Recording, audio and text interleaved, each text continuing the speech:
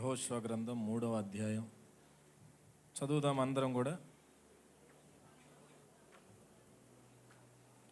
యెహోషువ వేకువన లేచినప్పుడు అతడును ఇశ్రాయేలులందరూ షిత్తీము నుండి బయలుదేరి యోర్దానుకు వచ్చి దానిని దాటక మునుపు అక్కడ నిలిచిరి.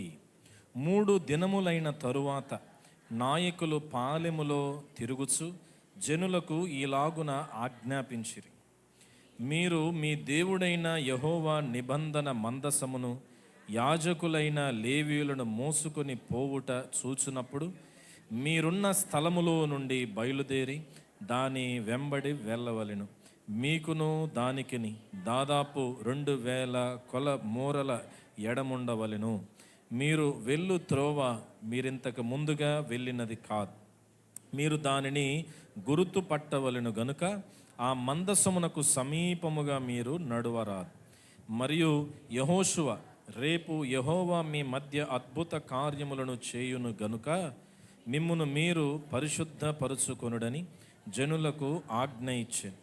మీరు నిబంధన మందసమును ఎత్తుకొని ప్రజల ముందర నడువుడని యాజకులకును అతడు సెలవీయగా వారు నిబంధన మందసమును ఎత్తుకొని ప్రజల ముందు నడిచిరి. మాటల ద్వారా ప్రభు మనందరితో ఆయన మాట్లాడును గాక. ఆమేన్. హల్లెలూయా. ఈ రాత్రి నేను చెప్పాలనుకున్న విషయం అద్భుతాల కొరకు దాటుట.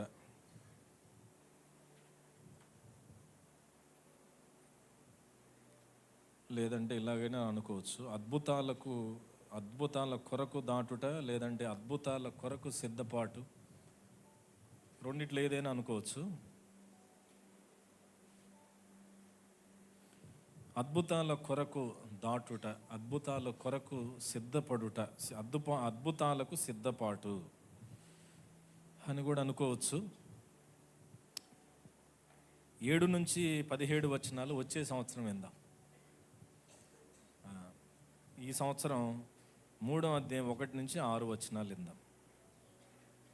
ఏంటండి మన టైటిల్? అద్భుతాలకు సిద్ధపాటు. చెప్పండి బిగ్గరగా, అద్భుతాలకు సిద్ధపాటు. దీంట్లో ఈ 6 వచనం నుంచి 3 సంగతులు మీకు చెప్పాలని నేను ఆలోచన చేశాను. ఒకటేంటంటే దేవుని పద్ధతి. మొదటిది ఏంటి చెప్పండి నాతో పాటు. ఇవన్నీ బాగా గిఫ్ట్లు బాగా ఎదురుగా ఉన్నాయి. నేను చూస్తుంటే ఏదో మార్కెట్ పెట్టారన్నట్టు ఉంది. మీరందరూ నాతో కలిపి చెప్తా ఉండాలి గట్టిగా అడిగినప్పుడల్లా. ఏంటి ఫస్ట్ది ఏంటి చెప్పండి? దేవుని పద్ధతి. తర్వాత రెండవది దైవికమైన పరిశుద్ధత. రెండవది చెప్పండి. రెండవది ఏంటండి? దైవికమైన పరిశుద్ధత, డివైన్ హోలీనెస్. మూడవది దేవుని సన్నిధి లేదా దేవుని మార్గం లేదా దేవుని నడిపింపు. మూడిట్లో ఏదైనా రాసుకోవచ్చు. దేవుని సన్నిధి, దేవుని నడిపింపు, దేవుని మార్గం.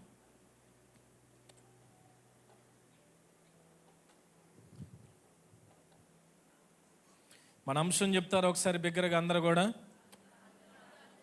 అదేంటండి అలిసిపోయారు అప్పుడే? గట్టిగా చెప్పండి అమ్మా, బిగ్గరగా చెప్పండి, అందరూ చెప్పండి. మన అంశం ఏంటి? అద్భుతాలకు సిద్ధపాటు. మరి సిద్ధంగా ఉన్నారా? దేనికి? అద్భుతాలు కాదు, అద్భుతాలకు సిద్ధంగా ఉన్నారా? కొత్త విషయం మేమే తలబెట్టపోతున్నాను ఇప్పుడు వచ్చి. ఒక్కొక్కరికి ఒక అద్భుతం వచ్చేసింది పైనుంచి. ఓకేనా? అలాంటి ఏం ఉండవులేండి, అలాంటి మన దగ్గర ఏమి ఉండవు. ఇక్కడంతా ప్రార్థన, వాక్యం, పరిశుద్ధాత్మ దేవుడు, వాక్యానుసారమైన పద్ధతులు. తల మీద చేయబెట్టి కిందకు దొయ్యటాలు ఏమి ఉండవు. అద్భుతాల కొరకు సిద్ధపాటు లేకపోతే అద్భుతాల కొరకు దాటుట. దీంట్లో 3 విషయాలు. మొదటిది ఏమనుకున్నాం చెప్పండి? మొదటిది ఏమనుకున్నామండి? దేవుని పద్ధతి. దేవుని పద్ధతి 3వ అధ్యాయంలో మొదటి 4 వచనాలు, మొదటి 3 వచనాలు మనము ఆలోచన చేద్దాం. దేవుని పద్ధతి ఏంటి అనేది మనం చూద్దాం. మన జీవితంలో అద్భుతాలు జరగటానికి దేవుని పద్ధతులు ఏంటి, మన జీవితంలో ఎన్నో విషయాలు మనం దాటి ముందుకు వెళ్ళటానికి దైవికమైన పద్ధతులు ఎలాగ మనకి సహాయపడతాయి అనేది మనం ఈ రాత్రి ఆలోచన చేద్దాం. ఈ 3వ అధ్యాయంలో 3 విషయాలు మనం ఆలోచన చేస్తే, ఈ 3వ అధ్యాయం యెహోషువ గ్రంథములోని ఈ 3వ అధ్యాయం ఇశ్రాయేలు చరిత్రలో చాలా ప్రాముఖ్యమైనది. ఏంటి చెప్పండి, ఎవరి చరిత్రలో ప్రాముఖ్యమైంది? ఇశ్రాయేలు చరిత్రలో ఏ అధ్యాయం ప్రాముఖ్యమైంది?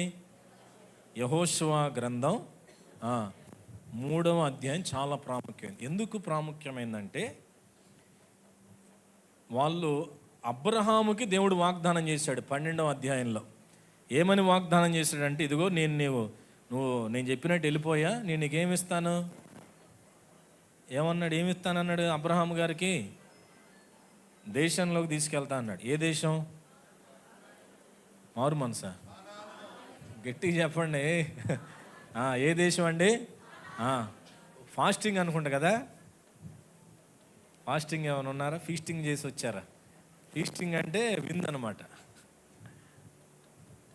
హల్లెలూయా, హల్లెలూయా.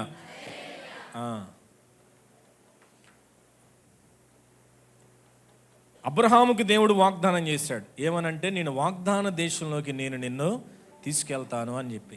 అబ్బాయి వింటున్నారా? ఇటు వినాల. వాగ్దాన దేశం తీసుకెళ్తాను అబ్రహాముకి చెప్పాడు. అబ్రహాం తర్వాత ఎవరు వచ్చారు చెప్పండి? ఇస్సాకు. ఇస్సాకుకి వాగ్దానం చేశాడు. ఇస్సాకు తర్వాత ఎవరు వచ్చారు? యాకోబు వచ్చాడు. యాకోబుకి కూడా దేవుడు వాగ్దానం చేశాడు. ఆ తర్వాత ఎవరు వచ్చారు? యోసేపు. ఆయన తర్వాత ఆడదాకా తెలుసండి. నిర్గమాకాండంలో ఎవరు కనపడతారు మనకి? నిర్గమాకాండం హీరో ఎవరు అసలు? మోషే కదా హీరో. ఆయనకి కూడా వాగ్దానం చేశాడు దేవుడు. ఏమని? నేను ఐగుప్తులోని బయటికి తెచ్చి ఎక్కడ తీసుకెళ్తానని చెప్పాడు? వాగ్దానపు దేశంలోకి నేను మిమ్మల్ని తీసుకొని వెళ్తానని దేవుడు మోషేకి వాగ్దానం చేశాడు. కనుక ఇది కొన్ని సంవత్సరాలుగా, కొన్ని వందల సంవత్సరాలుగా వస్తున్న వాగ్దానం. అబ్రహాము కాలం మొదలుకొని వీళ్ళు చెరలోనే 400 సంవత్సరాలు ఉన్నారు. ఎన్ని సంవత్సరాలు ఉన్నారు చెరలో? అది ఆదికాండం, నిర్గమాకాండం, లేవియాకాండం, సంఖ్యాకాండం, ద్వితీయోపదేశకాండం, ఆ తర్వాత వచ్చిందే చెప్పండి యెహోషువ గ్రంథం. అంటే 5 కాండాలు ముందు, సుమారు 600-700 సంవత్సరాల క్రితం దేవుడిచ్చిన వాగ్దానం నెరవేరబోతున్న అధ్యాయం అన్నమాట ఇది. ఏం అధ్యాయం ఇది? దేవుడు 100 సంవత్సరాల క్రితం అబ్రహాముకి వాగ్దానం, ఇస్సాకుకి చేసిన వాగ్దానం, యాకోబుకి చేసిన వాగ్దానం, యోసేపుకి ఇచ్చిన మాట, మోషేకి.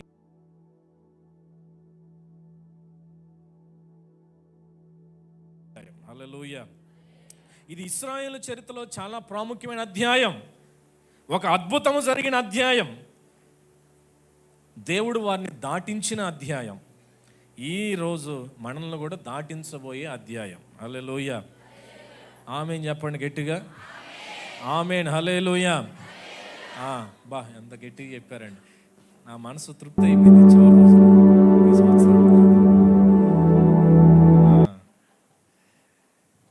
కనుక మొదటి మనం ఆలోచన చేద్దాం ఏమంటే, దేవుని పద్ధతి ఏంటి? దేవుని పద్ధతి. ఈ వాగ్దానం నెరవేర్చడానికి దేవుడు ఒక పద్ధతి, కొన్ని పద్ధతులు అక్కడ చెప్పాడు. అబ్రహాం నుంచి చెప్తానే వచ్చాడు, ఇక్కడ మరలా జ్ఞాపకం చేశాడు. మోషేకి కూడా చెప్పాడు. మోషే కూడా అన్నాడు, ఇదిగో మీరు కనాన్లోకి ప్రవేశించబోయే ముందు ఎలా ఉండాలని మోషే గారు ఆల్రెడీ ద్వితీయోపదేశ కాండంలో ఆల్రెడీ ఆయన ఒక ప్రసంగం చేశాడు. అయితే దాన్ని నేను ఇప్పుడు చెప్పట్లేదు, కానీ ఇక్కడ దేవుడు కొన్ని విషయాలు జ్ఞాపకం చేశాడు. ఏంటయ్యి అనేది మనం ఒకసారి ఆలోచన చేద్దాం. చూడండి ఒకసారి మరలా చదువుదాం. 3వ అధ్యాయం 1వ వచనం. యెహోషువ వేకువన లేచినప్పుడు అతడును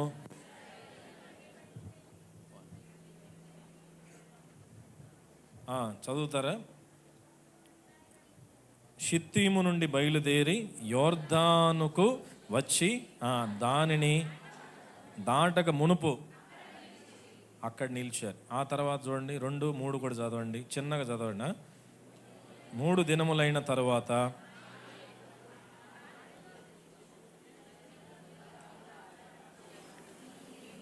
పాలెములో తిరుగుతూ ఆజ్ఞాపించారంట. ఏమని ఆజ్ఞాపించారు చూడండి. మీరు మీ దేవుడైన యెహోవా నిబంధన మందసమును చూచినప్పుడు ఏం చేయాలి? మోసుకొని పోవుట చూచినప్పుడు మీరున్న స్థలంలో నుండి బయలుదేరి దానిని వెంబడింపవలెను. చాలు. దేవుని పద్ధతులు ఇక్కడ 1, 2 మనం ఆలోచన చేస్తూ తర్వాత పాయింట్లోకి మనం వెళ్దాం. 11:45కి నేను ముగిస్తాను. విన్న వాక్యాన్ని బట్టి ప్రార్థన చేసుకుందాం. వీళ్ళు చాలామంది అనుకుంటున్నారు ఏమని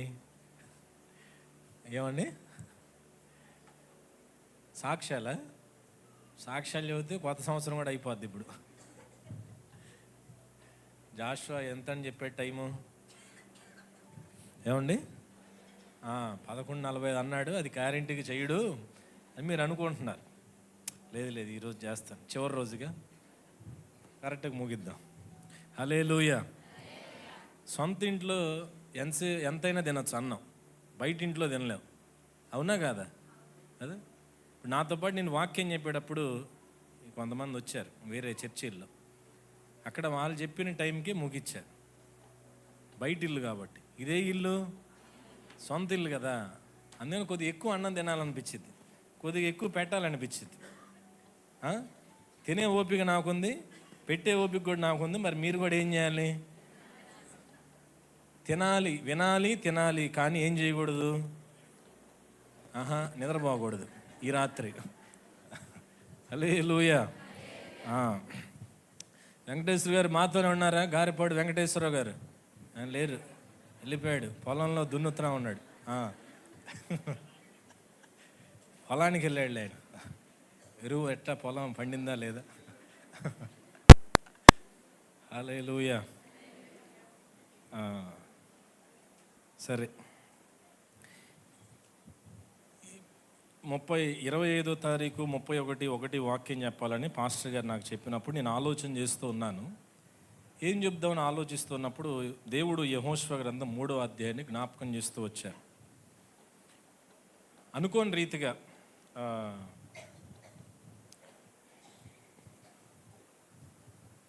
అంటే ఇక్కడ ఈరోజు సంఘ వాగ్దానం అని పాస్టర్ గారు క్యాలెండర్, అదేంటి పాకెట్ క్యాలెండర్ వేశారు. ఏమైనా గుర్తుందా? దాని మీద ఏముంది ఎవరికైనా? దేవుడు మీతో ఉన్నాడా? నాతో ఉన్నాడని నాకు తెలుసు. దేవుడు ఎవరితో ఉన్నాడు?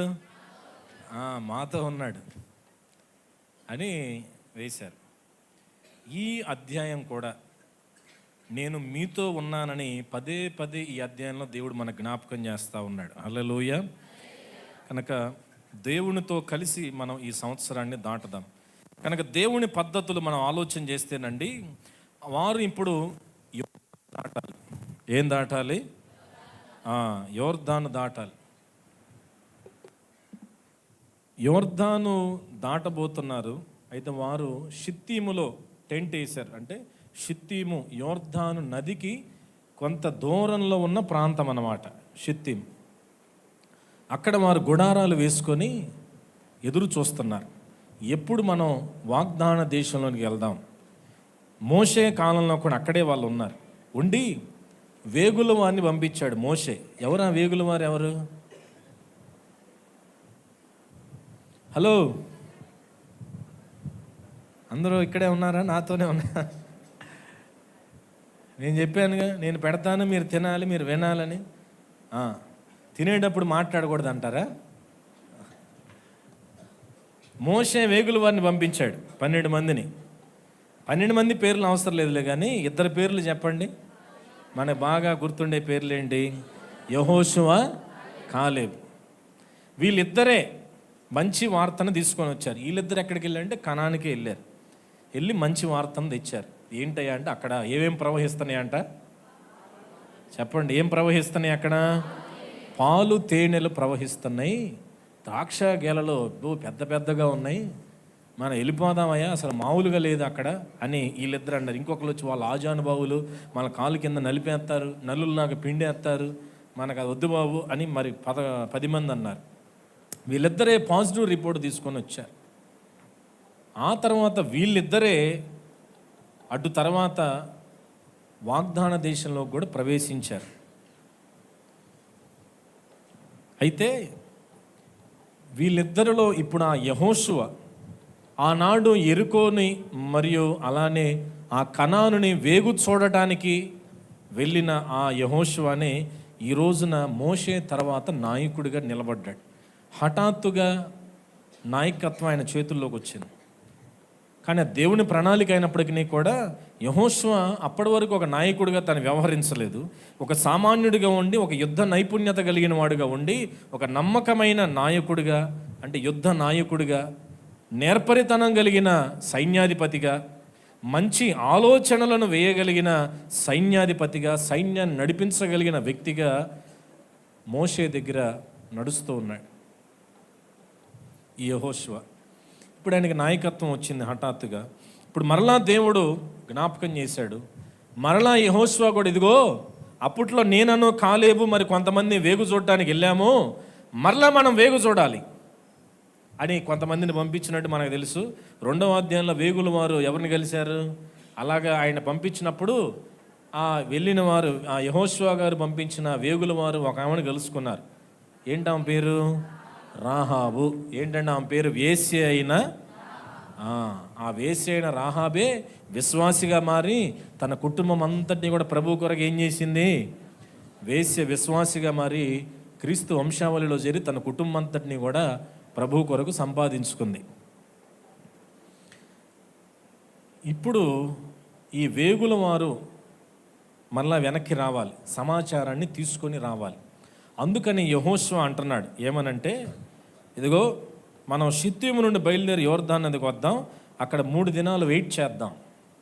ఎందుకంటే వేగుల వారు వెళ్ళారు, వాళ్ళు మళ్ళీ మన దగ్గరికి రావాలి. కాబట్టి వెయిటింగ్ పీరియడ్లో పెట్టాడు అనమాట. ఇక్కడ వాళ్ళు షిత్తీము నుంచి బయలుదేరి ఇప్పుడు యోర్దాను ఎదుట వారు నిలబడి ఉన్నారండి. ఎక్కడ నిలబడి ఉన్నారు వాళ్ళు? ఇప్పుడు చెప్పాలి గట్టిగా, ఎక్కడ నిలబడి ఉన్నారు ఇప్పుడు వారు? షిత్తీము దగ్గర గుడారాలు వేశారు. ఇప్పుడు యెహోషువ అన్నాడు కదలండి ముందుకు అన్నాడు. అక్కడ కదిలి షిత్తీము నుంచి వచ్చి యోర్దాను నది ప్రవహిస్తూ ఉంది.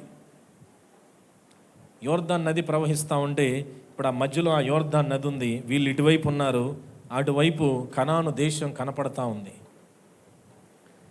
ఇటువైపు ఉన్న వీరు యెహోషువ అన్నాడు, మనం 3 దినాలు ఇక్కడ ఏం చేయాలంట?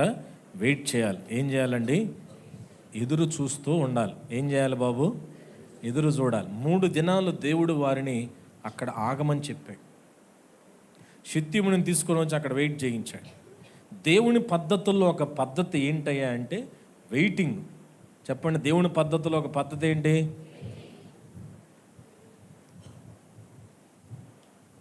అసలు మనకు నచ్చింది ఏంటి ఈ రోజుల్లో?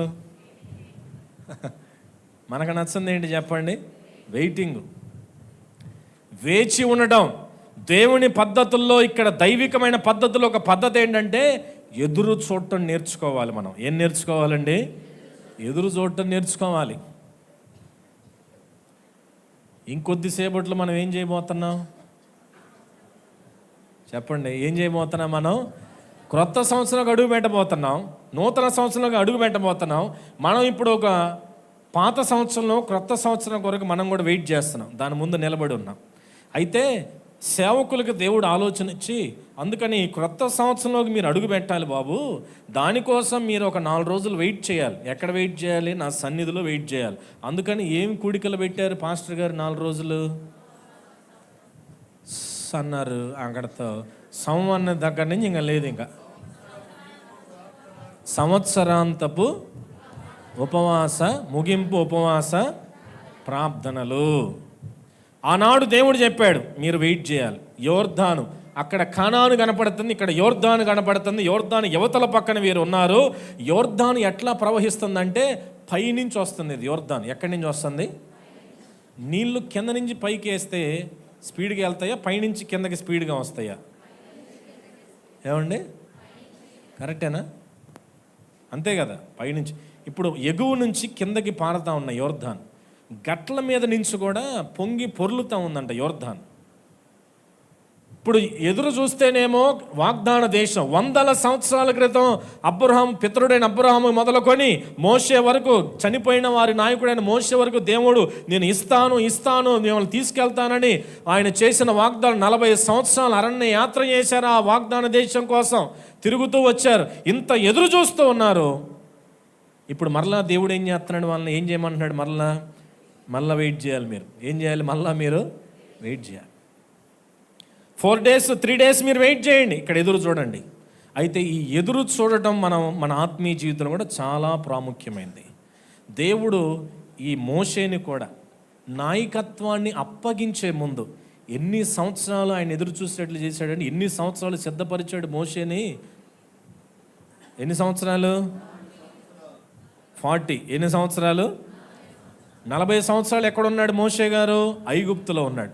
ఇంకో 40 సంవత్సరాలు ఎక్కడున్నాడు ఆయన? మిద్యాన్ అరణ్యంలో ఉన్నాడు. ఇంకో 40 సంవత్సరాలు ఏం చేశాడు ఆయన? ఇశ్రాయేలు ప్రజల్ని నడిపిస్తూ తిరిగాడు. 40 years మోషేని దేవుడు దాచిపెట్టి ఉంచాడండి. ఏం చేశాడండి చెప్పాలి, ఏం చేశాడు ఆయన? కానీ ఈ రోజుల్లో ఇప్పుడు చుట్టుపక్కల ఉన్న వాతావరణం కానీ, మన చుట్టూ ఉన్న పరిస్థితులు కానీ అన్నీ కూడా షార్ట్ కట్స్ ఎక్కువ మనం నేర్చుకుంటున్నాం. తెలివైన మార్గాలు అనుకుంటూనే ఎక్కడ మనం ఏది వెళ్తే త్వరగా వెళ్ళిపోతాం, ఏది చేస్తే త్వరగా మనకి పని అయిపోతుంది, ఏది చేస్తే మనకి త్వరగా పని జరుగుతుంది, ఏది చేస్తే త్వరగా ఆశీర్వాదం వస్తుంది, ఏది చేస్తే మనకి వెంటనే మన పని అయిపోయి మనం ఎదుగుతాం, మనం దీవించబడతాం, లేదంటే గొప్పవాళ్ళం అయిపోతాం, లేదంటే డబ్బులు మన బ్యాంకులోకి వచ్చేస్తాయి. ఇలాంటి ఆలోచన మనకు ఉంది కాబట్టి ఈ రోజున స్కాములు అంటున్నారు కదా. ఫోన్ చేయగానే, పక్కన ఫోన్ చేయగానే ఫోన్లో ఏం చెబుతున్నారు ఇప్పుడు? జాగ్రత్త వహించండి, సైబర్ నేరగాళ్ళు పనిచేస్తున్నారు. ఏ లింక్ పడితే ఆ లింకును పలువమని చెప్పండి, ఊరకు నొక్కమాకండి. నాకు ఒక ఆమె ఫోన్ చేసింది, ఏమనంటే నేను అనుకుంటా ఉన్నాను మన కారు మారిస్తే బాగుండు, ఇంకో కారు తీసుకుంటే బాగుండు అనుకుంటా ఉన్నాను అనమాట. అప్పుడే ఒక ఆమె ఫోన్ చేసి ఏమనంటే, ఏమండి మీకు మహీంద్రా XUV 700 గిఫ్ట్గా వచ్చిందనింది. అసలు మామూలుగా అది కొనాలంటే 40 లక్షలు. ఏమెవరో దేవదూతలాగా ఫోన్ చేసిందిరా, మహీంద్రా XUV 700 కారు నాకు గిఫ్ట్ వచ్చిందంట. వచ్చేస్తానండి, ఎక్కడికి రమ్మంటారు, వచ్చి తీసుకుంటానని చెప్పా. అనింది మా ఆఫీస్ ముంబైలో ఉందండి, అవసరమైతే ఫ్లైట్ టికెట్ వేసుకుని ఎమ్మటే సాయంత్రానికి ముంబై వచ్చేస్తా, నేను ఆ కారు కొనాలి, నేను ఇప్పుడే మారుద్దాం అనుకుంటున్నాను, మీరు ఎమ్మటే నాకు ఫోన్ చేశారండి అని చెప్పాను. లేదు సార్ మీరు మాకు ₹1,00,000 డిపాజిట్ చేస్తే మేము కార్ని డెలివరీ చేస్తారంట. ఏం చేస్తారు? కార్ని. అంత సౌకర్యం నాకు వద్దండి, నా కారు నేనే నడుపుకుంటూ ముంబై నుంచి వస్తాను అవసరమైతే అంటే. లేదు సార్ డబ్బులు కట్టాలండి, మీరు మిస్ చేసుకుంటే ఆలోచిస్తే చెప్పండి, ఆలోచిస్తే ఆశాభంగం అని ఆమె తెగ చెబుతుంది. అప్పుడు నేను మొదలుపెట్టా, ఇట్టండి పిచ్చి వ్యవహారాలు నా దగ్గర కుదరవు, నీకు ఏ పని చేయడం చేత కాకపోతే ఇంట్లో మెలకుండా కూర్చో, పనికొచ్చే పని ఏదైనా చేసుకో, ఇట్లా జనాల మీద పడి వాళ్ళ డబ్బులు తినమాకు, శాపంలాగా పట్టుకుని బతుకు సర్వనాశనం అయిపోద్ది, బతుకు మార్చుకో, బుద్ధి మార్చుకో అని చెప్పి ఫోన్ కట్ చేశా. ఎందుకంటే మనుషులు ఈ రోజున ఇలాంటి మోసాలు పెరిగిపోతున్నాయి. ఎంతోమంది అండి చదువుకున్న వాళ్ళు, జ్ఞానం ఉన్నోళ్ళు, ఉద్యోగాలు చేసేవాళ్ళు, జీతాలు పొందుకునే వాళ్ళు కూడా ఆ లింకు నొక్కి ఒక ఆయన 20,000 పోగొట్టుకున్నాడు 2 నెలల క్రితం. ఎంతండి? ఎన్ని రోజుల సంపాదన అది? ఎన్ని నెలల కష్టార్జితం? ఊరికి ఒక లింకుతో, ఒక క్లిక్తో ఫోన్లు అట్ట నొక్కగానే దెబ్బకు పోయినాయి డబ్బులు మొత్తం. ఎందుకు పోయినాయి అసలు? ఎందుకు నొక్కావు నువ్వు దాని మీద అంటే, నాకు ఇప్పుడు అది నొక్కితే వెంటనే నా అకౌంట్లోకి ఏం పడిపోతాయి? 20,000 వచ్చేస్తాయి. ఓహో ఆశ. ఏంటి చెప్పండి? Short cut. ఇప్పుడు జీతం ఎప్పుడు ఇస్తారు చెప్పండి? 1st తారీఖు. అదేలే 1st తారీఖేలే, పని చేసిన తర్వాత ఇస్తారా, పని చేయకముందే ఇస్తారా అని నా ఉద్దేశం. పని అంతా అయిపోయిన తర్వాత వచ్చింది జీతం. అలాగే ఇప్పుడు ఫోన్లో లింక్ నొక్కామనుకోండి, అది నొక్కామనుకోండి ఏమైపోద్ది ఇప్పుడు ఎమ్మటే వచ్చి మీద పడిపోతాయి డబ్బులు కట్టలు. మన దేశంలో, మన భారతదేశంలో ఇట్లాంటి స్కాముల రూపంలో కొన్ని 100 కోట్ల రూపాయలు దోచుకున్నారు. ఎంత? 1,00,000 కాదు, 20 లక్షలు, 30 లక్షలు కాదు, ఎంతండి? 100 కోట్ల రూపాయలు దోచుకున్నారు. ఏంటి? Short cut. ఏంటి చెప్పండి?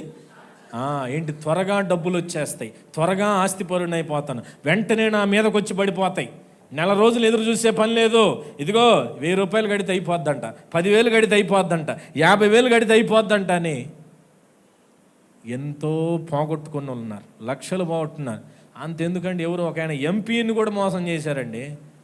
ఎంపీ, రాజకీయ నాయకుడిని, ఈ ప్రభుత్వంలోనూ గత ప్రభుత్వంలోనూ ఆయన ఫోన్లో నుంచి డబ్బులు పోయినాయి అని ఆయన కంప్లైంట్ ఇస్తున్నాడు. ఆయనకే దిక్కులేదు, తీసుకురాలేకపోయారు డబ్బులు వెనక్కి. ఎంతో భయంకరం. ఎందుకు ఇవన్నీ అంటే ఎదురు చూడటం తగ్గిపోతుంది. ఏం తగ్గిపోతుందండి? ఎదురు చూపులు తగ్గిపోతున్నాయి. వెంటనే జరిగిపోవాలి ఏదైనా కానీ, అనుకున్న వెంటనే నా కార్యం జరిగిపోవాలి, అనుకున్న వెంటనే నా దగ్గరకు వచ్చి పడాలి. అందుకని ఇవన్నీ క్యాష్ చేసుకుని మధ్య సమాజంలోకి ఇన్స్టామార్ట్, జెప్టో, బ్లింకిట్, జొమాటో, ఇంకేమేమి ఉన్నాయి బాబు? స్విగ్గీ. మీ ఊర్లో లేవా? ఇంకేమైనా మిస్ అయ్యామా? ఇప్పుడు వంట వండుకోలేమనుకోండి, ఏం చెప్పండి, వెంటనే టింగ్ టింగ్ టింగ్ అని కొట్టామనుకో, పావు అరగంటలో. మొన్న జొమాటో నుంచి నాకు ఒక మెసేజ్ వచ్చింది. నా ఫోన్కి జొమాటో వాడు మెసేజ్ పెట్టాడు. ఏం చెప్పనా?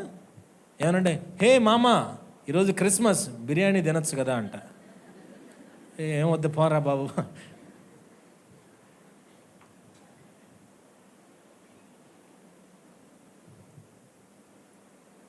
ఇలాగా ఇప్పుడు సరుకులు కూడా 10 నిమిషాల్లో. నేను కూడా 2-3 సార్లు తెప్పించా. ఇది వెనకాల హ్యాపీ న్యూ ఇయర్ అని ఉందా, అది అట్లానే 10 నిమిషాల్లో వచ్చేసింది పొద్దున్న తక్కిలపాడికి. ఎందుకని? ఇప్పుడు మనం బండి తీసి మళ్ళీ వెళ్ళి మళ్ళీ దాన్ని ఎదుక్కొని దాన్ని కొనుక్కొని ఎన్ని చేసే అవసరం లేదు కదా. బాహ్యపరంగా షార్ట్ కట్స్ ఎట్లా మనకు వచ్చినాయో, ఆత్మీయంగా కూడా ఈరోజు మనం ఏం ఎత్తుక్కుంటున్నామండి? Short cuts. ఎలాగ తేలికైన మార్గాలు, ఇలాంటి ఎన్నో ఉన్నాయి. ఆత్మీయ జీవితంలో కూడా ఎన్నో ఉన్నాయి. ఇదిగో ఇది మీరు మా దగ్గర కొనుక్కుంటే మీకు ఆశీర్వాదం వచ్చేసిద్ది. ఇదిగో ఇది మా క్యాలెండర్ మీ ఇంట్లో పెట్టుకుంటే మీకు దీవెన వచ్చేసిద్ది. ఇదిగో ఈ ప్రేయర్ ఆయిల్ అంట ఏటీఎం కార్డుకి రాస్తే ఏటీఎం మిషన్లో డబ్బులు పడతాయి అంట. అలాంటి నాకు తెలిస్తే ఒక 100 బాటిల్ కొనుక్కుంటానండి. కార్డులన్నీ ఖాళీగా ఉన్నాయి, డబ్బులు లేక విలవిలనాడిపోతున్నాయి కార్డులు.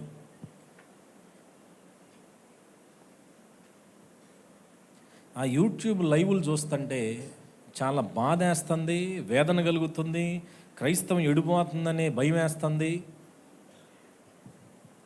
విపరీతమైన ధోరణులు, వింత పద్ధతులు. ఎందుకనంటే ఇప్పుడు మనం ఇక్కడికి వెళ్ళిపోతే మనకు వెంటనే ఏదో వచ్చేసిద్ది. ఇక్కడికి మనం వెళ్ళిపోతే ఆ ఎదురు చూపులు మనకెందుకు, ఆ శుద్ధీకరణ కూడికలంట అవన్నీ మనకెందుకు, ఆ సంవత్సరం ఉపవాస ప్రార్థనలు పాస్టర్ గారు పెట్టారు, ఎన్ని మనకెందుకు. ఆ రోజు వెళ్ళిపోదాం, వాగ్దానం తెచ్చుకుందాం, అయిపోదు. కాదు. దేవుని సన్నిధిలో ఎదురు చూడటం నేర్చుకోవాలి. మోషే 40 సంవత్సరాలు దేవుని సన్నిధిలో ఎదురు చూశాడు కాబట్టే పరలోకం నుంచి దేవుడు దిగి వచ్చి మరి మోషే కొరకు యుద్ధం చేశాడండి. మోషేని 40 సంవత్సరాలు ట్రైనింగ్ ఇచ్చాడు ఎడారిలో పెట్టి దేవుడు. అలానే అపోస్తలుడైన పౌలు కూడా డైరెక్ట్గా రక్షణ పొందిన తర్వాత మినిస్ట్రీలోకి వచ్చేస్తే పారిపోయేటట్లు చేశాడు దేవుడు. పౌలుని పారిపోయేటట్లు చేసి అరేబియా ఎడారిలోకి పంపించి 3 సంవత్సరాలు ట్రైనింగ్ ఇచ్చాడు పౌలు గారికి. ఎన్ని సంవత్సరాలు? 3 సంవత్సరాలు. పౌలు, నువ్వు నేర్చుకోవాలి. ఇంకా నువ్వు నేర్చుకుంటే, కూర్చుకుంటే, నా సన్నిధిలో మోకరించి నువ్వు ఎదురు చూస్తే నేను గొప్ప జనముగా నేను చేస్తాను, నీ ద్వారా గొప్ప కార్యాలు నేను చేయబోతున్నా. నా సన్నిధిలో నువ్వు ఎదురు చూడాలి. ఏం చేయాలి? దేవుని సన్నిధిలో పరిగెత్తుకుంటూ పోతే కార్యాలు జరగవు.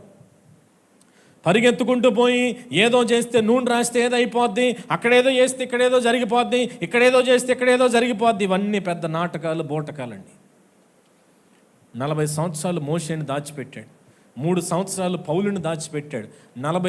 30 సంవత్సరాలు యేసు ప్రభు పరిచర్య చేయకుండా తండ్రి దగ్గర మౌనంగా ఉన్నాడు. ఆ తర్వాత మరలా పరిచర్యలోకి ఆయన బాప్తిసం తీసుకున్న మరలా 40 రోజులు ఆయన మౌనంగా ప్రార్థనలో మౌనం అయిపోయి ఎదురు చూస్తూ ఉన్నాడు తండ్రి సన్నిధిలో. దేవుని పద్ధతుల్లో ఒక ప్రధానమైన పద్ధతి ఏంటంటే మోకరించి చేతులెత్తి ప్రార్థన చేస్తూ ఆయన సన్నిధిలో ఎదురు చూడటం. చెప్పండి, ఆయన పద్ధతుల్లో ఒక పద్ధతి ఏంటి చెప్పండి? ప్రార్థనలో దేవుని వైపు చూసి ఏం చేయాలి? ఎదురు చూడాలి. ఏం చేయాలండి? కంగారు పడద్దు, తొందరపడద్దు. తొందరపడితే తప్పటడుగులు వేస్తాం. ఏంటండి తొందరపడితే? నయోమి వాళ్ళు కూడా తొందరపడ్డారు. ఏమైంది మరి చివరికి? శవాలు. సంతోషంతో వెళ్తే సంతాపం మిగిలింది, ఏదో పొందుకుందామని వెళ్తే సమాధులు మిగిలినాయి చివరికి. కనుక దేవుని పద్ధతిని అనుసరించాలి. ఏంటి ఆయన పద్ధతి చెప్పండి? ఆయన పద్ధతి ఏంటి చెప్పండి? ఎదురు చూడటం. ఎదురు చూడటం ఆయన పద్ధతి ఏంటి చెప్పండి అమ్మా? కంగారు పడకుండా ప్రార్థనలో, ప్రభువా నన్ను ఏం చేయమంటావయ్యా, నన్ను ఎలా ముందుకెళ్ళమంటావు నాయన, నేను ఏ మార్గంలో వెళ్ళాలి ప్రభువా, ఏ నిర్ణయం నేను తీసుకోవాలి ప్రభువా అని ప్రార్థనలో మనం ఎదురు చూడాలి. వాక్యాన్ని చదువుతూ మనం ఎదురు చూడాలి. కంగారు పడకూడదు, తొందరపడకూడదు. తొందరపడ్డామా నయోమిలాగా మన జీవితం మారిపోద్ది. ఎదురు చూస్తే మోషేని వాడుకున్నట్లు దేవుడు వాడుకుంటాడు. హల్లెలూయా. ఎదురు చూడటం అంటే దేవుడు మనల్ని ట్రైనింగ్ ఇస్తాడు. అబ్రహామును కూడా దేవుడు ఎన్ని సంవత్సరాలు దాచి ఆ సంతానాన్ని ఇవ్వకుండా ఎదురు చూసినట్టు చేశాడండి? 25 years, 25 సంవత్సరాలు సంతానాన్ని ఇవ్వకుండా దేవుడు ఏం చేశాడు? ఆయనకంటూ ఒక కాలం ఉంది. ఏంటంటే ఆయనకంటూ ఒక సమయం ఉంది. కీర్తన గ్రంథం 102వ కీర్తనలో ఉంటుంది, నిర్ణయ కాలమే వచ్చెను. ఏ కాలం వచ్చింది? ఆయనకు ఒక నిర్ణయ కాలం ఉంది, ఆయనకు ఒక గడియారం ఉంది, ఆయనకు ఒక టైం ఉంది. సమయములు ఆయన చేతుల్లో ఉన్నాయి, మన చేతుల్లోకి తీసుకోవడానికి ప్రయత్నం చేయకూడదు. నాకు తెలివి ఉంది, నాకు జ్ఞానం ఉంది, ఇది ఎలానే చేయాలి, ఇది ఎలా మనం పరిగెత్తాలి, ఇది ఎట్లా చేయాలి కాదు. ప్రార్థనలో మోకరించి ప్రభువా మేమేం చేయాలి? 1 రోజు ఆలస్యమైనా, 10 రోజులు ఆలస్యమైనా దేవుడు చెబితే నేను చెయ్యాలి అనేటట్లుగా మనం ఉండాలి. హల్లెలూయా. దైవజనుడు భక్త్ సింగ్ గారు, ఆయన మంచి ప్రార్థనాపరుడు. 7 గంటలు, 6 గంటలు, 3 గంటలు, 4 గంటలు అలాగ ప్రార్థన చేస్తూ ఉండేవాడు. ఆయనండి ప్రతి విషయానికి కూడా దేవుని దగ్గర ఎదురు చూసి కనిపెట్టేవాడు. బట్టలు కొనుక్కోవాలన్నా, కటింగ్కి వెళ్ళాలన్నా, షాపింగ్కి వెళ్ళాలన్నా, ప్రార్థనకి వెళ్ళాలన్నా, మీటింగ్కి వెళ్ళాలన్నా, వాక్యం చెప్పడానికి వెళ్ళాల్సి వచ్చినా కానీ, ప్రభువా నేను వెళ్తున్నాను, ఏం చేయమంటావు? నేను ముందుకు వెళ్తున్నాను, ఏం చేయమంటావు అని ప్రతి చిన్నదానికి కూడా దేవుడి మీద ఆధారపడి దేవుని నిర్ణయాన్ని కనుక్కొని ప్రయాణం చేసేవాడు దైవజనులు భక్త్ సింగ్ గారు. అలాంటి ఎదురు చూపు, అలాంటి ఎదురు చూసి దేవుని కార్యాలు పొందుకునే క్రైస్తవులుగా మనం మారాలి. హల్లెలూయా, హల్లెలూయా. ఏంటి దేవుని పద్ధతి ఏంటి చెప్పండి? ఏం చేయాలి మనం? ఎదురు చూడాలి. ఏం చేయాలమ్మా? తొందరపడద్దు. ఉద్యోగమైనా, వ్యాపారమైనా, గర్భఫలమైనా, ఆరోగ్యమైనా, ఐశ్వర్యమైనా, చదువులైనా, ర్యాంకులైనా, ఏదైనా కానీ మోసపూరితమైన మార్గాల్లో నడవటం, వంకర మార్గాలు ఎంచుకోవటం, ఎదురు చూడలేక ఇలాంటివి చేస్తే నష్టం మనకే. అబ్షలోము కూడా ఎదురు చూడకుండా తండ్రి సింహాసనం నాకు కావాలి, ఆ సింహాసనం నాకు కావాలని పక్కనోడి మాటలు విని వంకరి మార్గంలో ప్రయాణం చేశాడు. చివరికి ఏమయ్యాడు? అక్కు ముందుకైనా కూగుతుంది. ఎట్ట చనిపోయాడు? వాళ్ళ నాన్నే చంపుదామని ప్రయాణం మొదలుపెట్టాడు. స్వారీ చేసి ఆ జుట్టు ఏమైంది? చెట్లో ఇరుక్కొని మేడ ఇరిగి వ్యర్థమైన వంకర మార్గాలు, దేవునికి ఆయాసకరమైన మార్గాలు ఎంచుకుంటే దేవుని దగ్గర ఎదురు చూడకుండా మార్గాలు మనం ఎన్నిక చేసుకుంటే, దేవుని చిత్తము లేకుండా, దేవుని ఆజ్ఞ లేకుండా, దేవుని ఆలోచన లేకుండా, ఆయన సన్నిధిలో నేను ఏం చేయాలి ప్రభు అని ఎదురు చూడకుండా మనం ముందుకెళ్ళామంటే మనం నష్టపోక తప్పదు. కనుక దేవుని పద్ధతిలో ప్రధానమైన పద్ధతి ఏంటంటే ఎదురు చూడటం. ఆ తర్వాత పాలెములో పెద్దలు తిరుగుతూ ఉన్నారంట. పాలెములో పెద్దలు తిరుగుతూ వాళ్ళు చెబుతూ ఉన్నారు. 3వ వచనం ఒకసారి చదువుతారా బిగ్గరగా? 3వ వచనం ఒకసారి చదువుతారండి. మీరు మీ దేవుడైన యెహోవా నిబంధన మందసమును యాజకులైన లేవీలు మోసుకొని పోవుట చూచున్నప్పుడు మీరున్న స్థలములో నుండి బయలుదేరి దాన్ని వెంబడి వెళ్ళాలి. మందసం దేవుని సన్నిధికి సాదృశ్యంగా ఉంది. దేనికి సాదృశ్యంగా ఉంది? యాజకులు దాన్ని మోస్తారు. ఎవరు మోస్తారమ్మా? అది నీ పని ఏంది మరి? మన పని ఏంది మరి? మోసుకొని పోవుట ఏందంట? చూచునప్పుడు మీరున్న స్థలములో నుండి చెప్పండి, బయలుదేరి వెళ్ళాలా? దాన్ని వెంబడి వెళ్ళాలమ్మా. మన పని ఏంటి? మందసాన్ని మోసేవాళ్ళు ఎవరు? యాజకులు. గట్టిగా చెప్పండి, మందసాన్ని మోసేవాళ్ళు ఎవరున్నారు? అంటే సేవకుడు చేయాల్సిన పని చెప్పండి. సేవకుడు చేయాల్సిన పని సేవకుడు చేస్తాడు. మనకు అనవసరం. ఆయన ఏం చేయాలో ఆయన చేస్తాడు. ఆయన చెప్పింది మనం ఏం చేయాలి? మనం చేయాలి. సేవకుడికి దేవుడు కొన్ని పద్ధతులు నేర్పిస్తాడు ఆయన. ఎందుకని? ఈ సంఘం ఎవరిది? ఏందండి అడుగుతున్నారు? క్రీస్తు తన స్వరక్తం ఇచ్చి సంపాదించుకున్న సంఘము కదా. ఇది ఎవరిది? ఇది దేవుడు. కనుక దీనికి ఎలాగ చేయాలి, ఎలాగ నడిపించాలని పద్ధతులు దేవుడు సేవకులకి ఏం చేస్తాడు? ఆయన నేర్పిస్తాడు. మరి మన పని ఏంది? దాన్ని చూడాలి. ఏం చేయాలి? దాన్ని మనం చూస్తా ఉండకూడదు. మరి ఏం చేయాలి? చూసిన తర్వాత దాన్ని వెంబడి నడవాలి. ఇక అంతే. ఇక మనం ఇంకేం చేయకూడదు. చూడాలి, వెంబడించాలి, అంతే. మందసం దేవుని సన్నిధికి సాదృశ్యంగా ఉంది. మీరు మునుపెన్నడు ఎరుగని మార్గం అది. ఇంతకుముందు మీరు నడవని మార్గం. ఇంతకుముందు మనం నడవని సంవత్సరమే రాబోతుంది. ఏంటది? 2026. కొత్త సంవత్సరం కదా అది, పాతది కాదుగా. మనం ఇంతకుముందు చూడాల. వచ్చే సంవత్సరం ఏం జరగబోతుందో మనకు తెలియదు. రేపేం జరగబోతుందో మనకు తెలియదు. వచ్చే గంటలో ఏం జరగబోతుందో మనకేం అర్థం కాదు. కనుక దేవుని మందసం, దేవుని సన్నిధి మన ముందు ఉండగా మనం దాన్ని చూస్తూ దాన్ని వెంబడి మనం వెళ్ళాలి. సొంత ప్రయత్నాలు, సొంత అభిప్రాయాలు, సొంత మార్గాలు, సొంత ఆలోచనలు విడిచిపెట్టి ప్రక్కన పెట్టి సేవకులు మన ముందు నడుస్తుండగా మనము వారితో కలిసి ఆ దేవుని సన్నిధిని వెంబడించే వారిగా మనం ఉండాలి. హల్లెలూయా, హల్లెలూయా.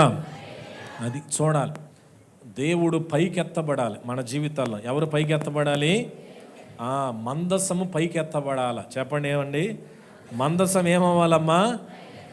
ఈ సంవత్సరం అంతా దేవుడిని పైకెత్తారు అనుకుంటున్నా. దేవుడినే పైకెత్తారు అనుకుంటున్నా. ప్రతి విషయంలో ఆయన ఘనపరచబడాలి. ఆమేన్ చెప్పండి గట్టిగా. కానాలో పెండ్లి విందుకు మొదట ఎవరు ఆహ్వానించబడ్డారు? కానా. ఈ మన ఊరిలో కాదు, అప్పుడు యోహాను సువార్త 2వ అధ్యాయంలో కానా వివాహానికి మొదట ఎవరు ఆహ్వానించబడ్డారు? యేసు ప్రభువును మరియు ఆయన శిష్యులు. ఆయన పైకెత్తబడ్డాడు. ఆయన మొదట పిలువబడ్డాడు. ఆయన మొదట ప్రాధాన్యత ఇవ్వబడింది. మన జీవితాల్లో ఈ సంవత్సరం అంతా మరియు రాబోయే సంవత్సరం అంతా మన జీవితాల్లో మొదట మనం పైకి ఎత్తాల్సింది, మొదట ప్రాధాన్యత ఇవ్వాల్సింది ఎవరికి చెప్పండి? చెప్పండి బిగ్గరగా. వాక్యం. దేనికి ఇవ్వాలి ప్రాముఖ్యత? వాక్యము, దాని పద్ధతులకు మనం ప్రాముఖ్యత ఇవ్వాలి. హల్లెలూయా. వాక్యాన్ని పైకెత్తాలి. దేన్ని పైకెత్తాలమ్మా? వాక్యాన్ని. వాక్యాన్ని పైకెత్తి వాక్యాన్ని కనపరచాలి. ప్రతి స్థలములోను, ప్రతి స్థితిలోను, ప్రతి సందర్భంలోనూ నా ప్రభువును బట్టి నేను ఇలా ఉన్నానండి అని. మన ఈ సంవత్సరంలోనే వరల్డ్ కప్ మొట్టమొదటిసారి, రెండోసారి అనుకుంటా గెలిచింది. కొన్ని దశాబ్దం తర్వాత, 10 సంవత్సరాల తర్వాత మన భారతీయ స్త్రీల జట్టు వరల్డ్ కప్ గెలిచారు. ఏమన్నా తెలుసా నీకు? తెలుసా? నేను ఆడనుగా క్రికెట్ అంటదేమో. ఓకే, మంచిది. నా విన్నారుగా వార్త. జెమీమా రోడ్రిగ్స్ తను ఆటను బట్టి సెమీఫైనల్స్ దాటి ఫైనల్స్లోకి వెళ్ళారు. 10 సంవత్సరాల తర్వాత మన ప్రపంచ కప్పును కొట్టింది భారత స్త్రీల క్రికెట్ జట్టు. అప్పుడు వెంటనే ఆమెకి మైక్ ఇచ్చారు. జమీమా గారు, మీరు సూపర్ ఆడారండి, భలే ఆడారు. అసలు అంటే ఆమె చెప్పిన మొదటి మాట ఏంటి చెప్పండి? దేవుడు నాకు తోడుగా ఉంటానని నాకు వాగ్దానం చేశాడు. ఆమె అలిసిపోయి సొలిసిపోయి ఫీల్డింగ్ చేసి బాల్ పట్టుకొని బౌలింగ్ చేసి అలిసిపోయిన సందర్భంలో ఉందన్నమాట. ఇక ఆడలేననేటువంటి అంతగా అప్పటికే శక్తి అంతటిని పెట్టేసింది ఆమె. అప్పుడు అయినప్పటికీ కొన్ని శక్తి అంతా నేను కూడబెట్టుకొని మరి ఆడాను. అయితే నా దేవుడు నాకు తోడుగా ఉన్నాడు, నాకు సహాయం చేస్తాను, దేవుడు నాకు సెలవిచ్చాడు, దేవుడు నాతో ఉంటానని ఇంటర్నేషనల్ మీడియా ముందు ఆమె యేసు క్రీస్తుని గణపరిచింది. హల్లెలూయా. కొంతమంది అజ్ఞానులైన వారు అనాలోచితంగా దాన్ని కూడా ఏ మత ప్రచారం చేస్తుందని బుద్ధి లేకుండా మాట్లాడు. ఎవరు నమ్మిన దేవుడిని వారు గణపరచకూడదా? క్రికెట్ అయితేంది, అంతరిక్షంలో అయితేంది. అంతరిక్షంలోకి వెళ్ళిన ఆయన అన్నాడు, నేను అంతరిక్షమే చంద్రుడి మీద కాలు పెట్టడం కాదయ్యా, యేసు ప్రభు భూమి మీద కాలు పెట్టాడు, అదే గొప్ప విషయం అన్నాడు ఆయన. హల్లెలూయా. అంతరిక్షంలోకి వెళ్ళి చంద్రుడి మీద కాలు పెట్టినాడు, మొదట బైబిల్ ఓపెన్ చేసి చదివాడంట. హల్లెలూయా. అది ఎవరు దేవుడిని వాళ్ళు గణపరుచుకొనేవండి. ప్రతిదానికి మత ప్రచారాన్ని పిచ్చి పిచ్చి మాటలు మాట్లాడుతున్నారు. ఎవరు దేవుడిని వాళ్ళు గణపరుచుకోకూడదేంది? జమీమా ఎంత భక్తి కలిగిన స్త్రీ అండి. ఆమె ఏం చేసింది ఇప్పుడు చెప్పండి? దేవుణ్ణి చెప్పాలి. దేవుణ్ణి ఏం చేసింది? ఆమె గణపరిచింది. ఉద్యోగాల్లో చదువుల్లో నేను నెంబర్ 1, నేను నాకున్న తెలివితేటలు మా కంపెనీలో ఎవరికి లేవు, మా తాత ఎట్లా, మా నాన్న ఎట్లా, ఇదిగో మా బాబాయ్ ఎట్లా, అది కాదు, ఇదిగో నా దేవుడు నాకు ఈ సామర్థ్యం ఇచ్చాడు. హల్లెలూయా. నా దేవుడు నాకు ఈ కృపనిచ్చాడండి, నా దేవుడు నన్ను ఇలా నిలబెట్టాడండి, నా ప్రభువు నన్ను ఇలా నిలబెట్టాడని చెప్పగలిగిన వారంగా మనం ఉండాలి. ప్రతి స్థలములో, ప్రతి స్థితిలో, ఎక్కడ ఉన్నా, ఏ పరిస్థితుల్లో ఉన్నా దేవుడిని గణపరిచేవారుగా మనం ఉండాలి. ఆమేన్. మందసమును ఏం చేయాలంట చెప్పండి? ఏం చేయాలి? అది ఈ సంవత్సరం అంతా కూడా అలా ప్రభువుని పైకెత్తారని గణపరిచారనుకుంటున్నా. ఇక మీదట కూడా ప్రతి విషయంలో ప్రభువుని గణపరచుదుముగాక. ఆమేన్. హల్లెలూయా. అయితే మందసమును చూస్తున్నప్పుడు దేవుని పద్ధతుల్లో ఒక పద్ధతి ఏంటంటే, ఆయనకి ఇష్టమైన ఒక పద్ధతి ఏంటంటే, నిన్న మనం విన్నాం, మారు మనసు అనగా ఎక్కడ ఉన్నామో, ఏ స్థితిలో ఉన్నామో ఆ స్థితిలో నుంచి బయలుదేరి వెనక్కి దేవుని దగ్గరికి రావటమే ఏంటది? మారు మనస్సు. దేవుణ్ణి నువ్వు చూస్తున్నప్పుడు, ఆయన వాక్యాన్ని చూస్తున్నప్పుడు, ఆయన పద్ధతిలో ఒక పద్ధతి ఏంటంటే, ఆయనకి ఇష్టమైన పద్ధతి, ఆయన ప్రతి ఒక్కరిలో చూడాలనుకునే పద్ధతి ఏంటంటే, వారున్న స్థలంలో నుంచి బయలుదేరి రావాలి. వాళ్ళు ఏంటంట? వాళ్ళున్న స్థలంలో నుంచి ఏం చేయాలి? బయలుదేరి రావాలి. నువ్వు ఏ స్థితిలో ఉన్నావో, ఏ పరిస్థితిలో చిక్కుకొని ఉన్నావో అక్కడ నుంచి నువ్వు దాటుకొని క్రొత్త సంవత్సరంలోకి అడుగు పెట్టాలి. హల్లెలూయా. అంతే తప్ప అదే ఏమంటారు మనోళ్ళు అంటారు చూడండి, పాత తెలీదా, పాత చింతకాయ అంటారు కదా, పాత చింతకాయనా? అది ఇంకోటి మనకు బాగా తెలిసిన సామెత, ఎక్కడ వేసినా అట్లా కాదు, అలా కాదు. దేవుని పద్ధతులు, ఆయనకి ఇష్టమైన ఒక పద్ధతి ఏంటంటే, మీరు ఉన్న స్థలములో నుంచి బయటికి వచ్చుదురుగాక. ఏ పాపములో చిక్కుకొనున్నారో, ఏ వ్యసనంలో చిక్కుకొనున్నారో, ఏ శరీర కార్యాల్లో చిక్కుకొనున్నారో అక్కడ నుంచి వేళ్లతో సహా పెకిలించబడి తిరిగి ప్రభువు వైపు మనము తిరుగుదుముగాక. అది దేవుని పద్ధతి. ఒక ఇష్టమైన పద్ధతి ఏంటంటే, మొదట నువ్వు ఎదురు చూడాలి ఆయన సన్నిధిలో. ఏం చేయాలమ్మా? మొదట నువ్వేం చేయాలి? ఎదురు చూడాలి. అదే ఆయన పద్ధతి. రెండో పద్ధతి ఏంటంటే, ప్రతి విషయంలో ఆయన ఏం చేయాలి? మనము చెప్పండి, భారతి గారు చెప్పు, గట్టిగా చెప్పు. ఏం చేయాలి? తిన్నాం, నువ్వు ఇచ్చింది మిక్చర్ తిన్నాం. ఏం చేయాలి? దేవుణ్ణి మనం పైకెత్తాలి ప్రతి సందర్భంలో. మనల్ని మనం హెచ్చించుకోవటం కాదు, ప్రభువుని హెచ్చించాలి, ప్రభువుని గణపరచాలి. మూడో పద్ధతి ఏంటంటే, మనం ఉన్న స్థలములో, మనం ఉన్న స్థితిలో నుంచి ఏం చేయాలి బాబు? బయటికి రావాలి. అక్కడి నుంచి నువ్వు దాటాలి. ఏం చేయాలి? బిగ్గరగా చెప్పండి, ఏం చేయాలి? అక్కడి నుంచి మనము దాటాలి. అది దాటాలి, ఆ యోర్దానును దాటాలి. ఏ స్థితిలో పడిపోయినా, కొంతమంది ఇంకా వ్యసనాలు విడిచిపెట్టిన వారు ఉన్నారు, కొంతమంది ఇంకా అబద్ధములు కానీ లేకపోతే అనవసరమైన విషయాలు కానీ దేవునికి ఆయాసకరమైన పద్ధతులు విడిచిపెట్టిన వారు ఇంకా అదే స్థితిలో ఈ సంవత్సరం అంతా బ్రతుకుతున్న వారు ఉన్నారు. ఇక్కడ మందిరంలో కూర్చొని కూడా అదే స్థితిలో ఇంకను అదే ఆలోచనల చేత, వ్యర్థమైన ఆలోచనలు, అనవసరమైన ఆలోచనలు, దేవునికి అయిష్టమైన ఆలోచనలు, కుటుంబానికి, నీ జీవితానికి నష్టాన్ని కలిగించే ఆలోచనలు తెలిసినప్పటికీ కూడా వాటి నుంచి బయటికి ఎలా రావాలో తెలియట్లా మనకి. వాటి నుంచి ఎలా బయటికి రావాలి, దీని నుంచి ఎలా విడుదల పొందాలి? అయ్యో నష్టపోతున్నాం, జీవితం పాడైపోతుంది, కుటుంబం నుంచి బాధలు పడుతున్నాం, తిట్లు తింటున్నాం, డబ్బులు నష్టపోతున్నాం, సమయం నష్టపోతున్నాం, ఆరోగ్యం నష్టపోతున్నాం, అయినా కానీ విడిచిపెట్టలేకపోతున్నాం. ఈ రాత్రి అయినా సమయం తీసుకోండి. ఏమనంటే, ఆయన మందస్సం కనపడుతుంది, ఆయన సన్నిధి ఈ రాత్రి ఇక్కడ మన మధ్య నిలుచుంది. ఆమేన్, హల్లెలూయా. ఆయన వాక్యం నీ మధ్య నిలుచుంది, ఆయన గ్రంథం నీ మధ్య నిలుచుంది. ఆ దేవాది దేవుని ఈ చిన్న మందిరం, ఈ గ్రామంలో ఉన్న ఈ చిన్న మందిరంలో నీ కొరకు ఆయన దిగి వచ్చి ఇక్కడ ఎదురు చూస్తూ ఉన్నాడు నీ కోసం. హల్లెలూయా. మరి కొంతమంది వారున్న స్థితిలో నుంచి బయటికి వచ్చి, వారున్న గుడారంలో నుంచి బయటికి వచ్చి, మేము బాప్తీసం తీసుకుంటాము పాస్టర్ గారు, మేము మారు మనసు పొందాము, మేము రక్షణ పొందాము, మాకు బాప్తీసం ఉండని వారి స్థితిని విడిచిపెట్టి బయటకు వచ్చారు. ఇంకా నువ్వు ఏ స్థితిలో ఉన్నావు? ఎన్ని సంవత్సరాలు అలానే ఉంటావు? ఎన్ని సంవత్సరాలు గొడ్డలి చెట్ల వేరబడి ఉంచినట్లుగా ఎన్ని అవకాశాలు దేవునికి ఇవ్వాలి? ఎన్ని సంవత్సరాలు ఇదే స్థితిలో కొనసాగుతూ ఉంటావు? మారు మనసు అనగా నూతన జీవం అని మనం విన్నాం కదా. మారు మనసు అంటే మన మతి బుర్ర మారటం, మన జీవితం మార్చబడాలి. యేసయ్య మనలో ఉంటే ఆయన వాక్యం ద్వారా మన జీవితం క్రొత్తదిగా మార్చబడాలి. ఎవడైనా క్రీస్తునందున్న ఎడల వాడు నూతన సృష్టి. చెప్పండి, ఏంటది? ద కంప్లీట్ చేంజ్ అనమాట. కంప్లీట్గా మార్పు కనపడాలి మనలో, పూర్తిగా మార్పు కనపడాలి. అదే మనమున్న స్థితిలో నుంచి, గుడారంలో నుంచి బయటికి రావటం అంటే. అలా సిగ్గుపడతా, అలా భయపడతా, మొహమాట పడతా, పరిచర్య చేయలేక, వాక్యాన్ని ప్రకటించలేక, పాటలు పాడలేక, సంఘములో సువార్త ప్రకటించలేక, సమాజంలో సువార్త ప్రకటించలేక, మాదిరిగా బ్రతకలేక, అయ్యో నేను బైబిల్ పట్టుకుంటే ఏమంటారు, అదిగో నేను ఇలా ఉన్నాను, అలా ఉన్నాను, అది ఇది అని ఎన్నో సాకులు చెప్పుకుంటా ఆ స్థితిలో నుంచి నువ్వు బయటికి వచ్చి క్రొత్త సంవత్సరంలో ఆ స్థితిని దాటగలిగిన శక్తి నా దేవుడు నీకు ఇచ్చునుగాక. ఆమేన్, హల్లెలూయా, హల్లెలూయా. ఇప్పుడు దాకా ఎన్నైనాయి? ఒకటే. ఇంకెన్ని ఉన్నాయి మనకి?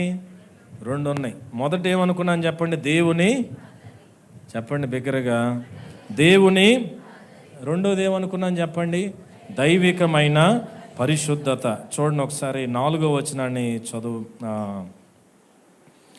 5వ వచనాన్ని చదవండి.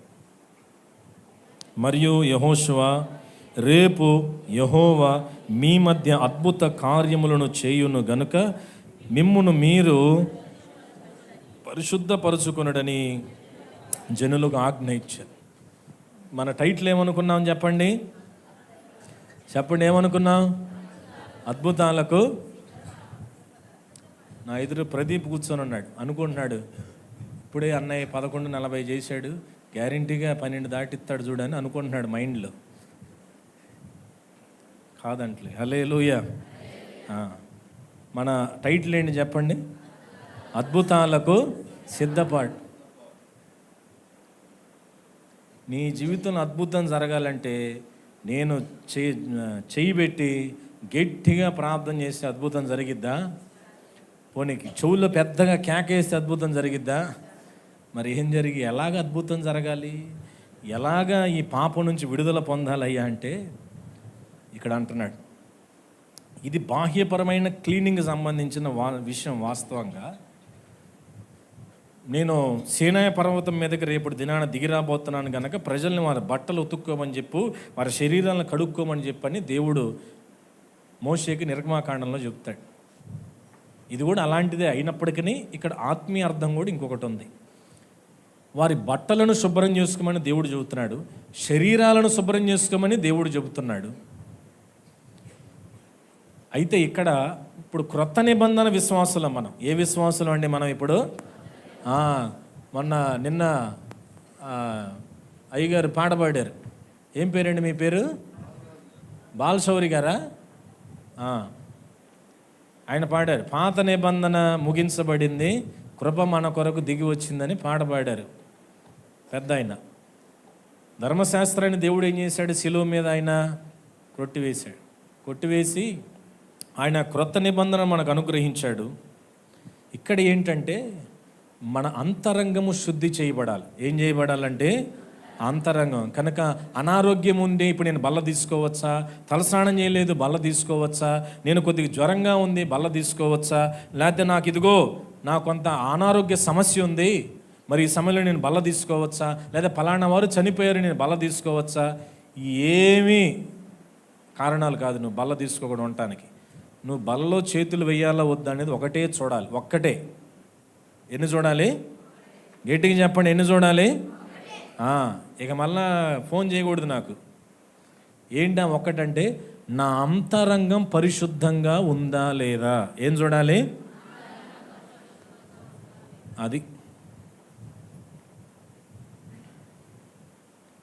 అనారోగ్యం ఉంది, లేకపోతే వీళ్ళు చనిపోయారు, ఇలాంటి ఏమి లేవు మనకి.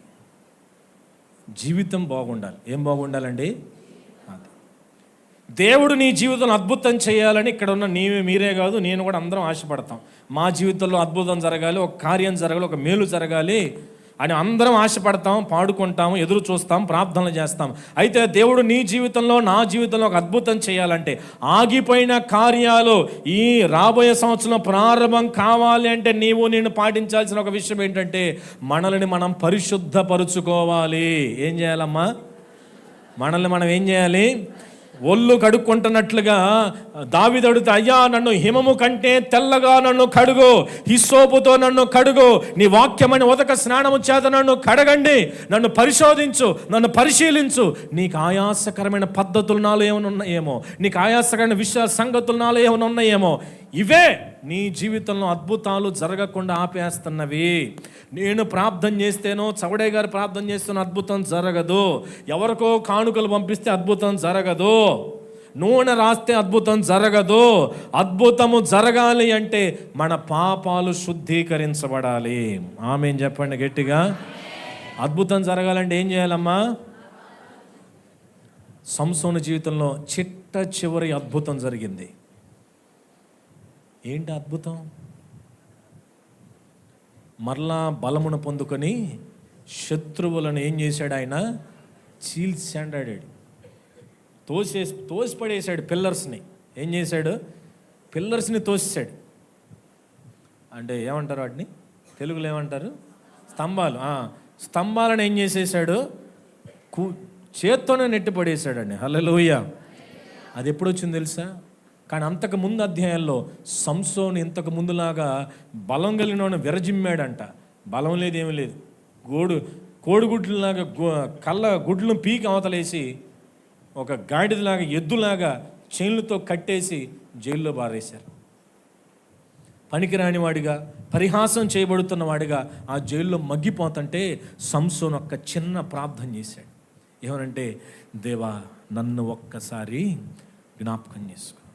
నేను తప్పు చేశా, నేను పాపం చేశా, నేను ఈ పనికి మాలిన స్త్రీని నమ్మి ప్రేమించా, పనికి మాలిన పద్ధతి నేను అనుసరించానయ్యా.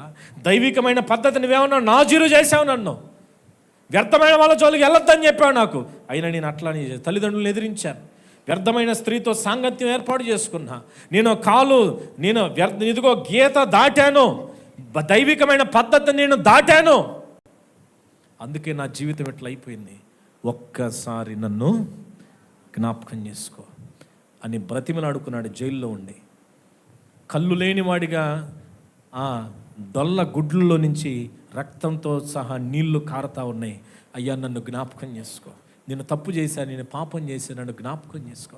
ఒక్క అవకాశం నాకు ఇవ్వు, ఇక్కడ నీ నామం మహింపరుస్తాను. నేను ఒక్క అవకాశం నాకు ఇవ్వు, నీ నామాన్ని ఘనపరుస్తా. మరలా ఇక్కడంటే తనలోని నిజమైన పశ్చాత్తాపాన్ని, ఆ పాపపు ఒప్పుకోల్ని దేవుడు సంసోనులో చూసి మరలా ఒక్కసారి సంసోనికి దేవుడు బలమునిస్తే 2 చేతులతో ఆ పక్కనున్న స్తంభాలు నెట్టేస్తే స్లాబ్ కూలిపోయింది. శత్రువులందరూ అక్కడికక్కడే చనిపోయారు. దేవుడి నామం మహింపరచబడింది. హల్లెలూయా. ఫిలిస్తీయులందరూ నాశనం చేయబడ్డారు. ఇశ్రాయేలీయులకు మరలా జయము సంభవించింది శత్రువుల మీద. నీ పాపం, నువ్వెలా ఉన్నావో నేనెలా ఉన్నానో నాకు తెలుసు, నీకు తెలుసు. మీ సంగతి నాకు తెలియదు, నా సంగతి మీకు తెలియదు.